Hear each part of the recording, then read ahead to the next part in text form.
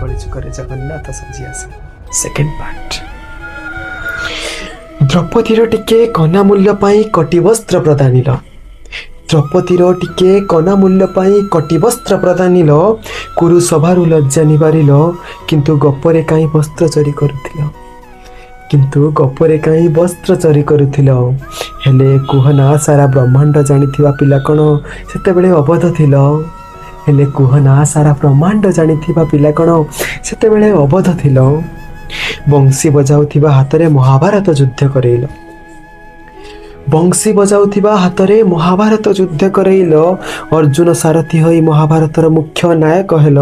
ବିନା ଅସ୍ତ୍ରରେ ତମେ ରଣଭୂମିରେ ପାଦ ରଖିଲ। ଯୁଦ୍ଧରେ ଅସ୍ତ୍ର ନ ଧରିବ ବୋଲି ପ୍ରଣ ନେଲ। ତଥାପି ସୁଦର୍ଶନ ଚକ୍ରରେ ଶତ୍ରୁଙ୍କ ଶିର ଛେଦିଲ। ତଥାପି ସୁଦର୍ଶନ ଚକ୍ରରେ ଅଶ୍ରୁଙ୍କ ଶିର ଛେଦିଲ।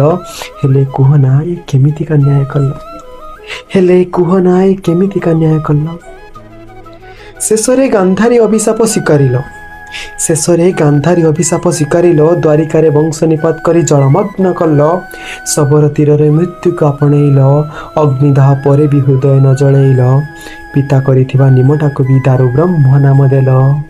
ହେଲେ କୁହନା ତମେ କ'ଣ ସତରେ ସେ କଳିଯୁଗରେ ଜଗନ୍ନାଥ ସାଜି ଆସିଲ।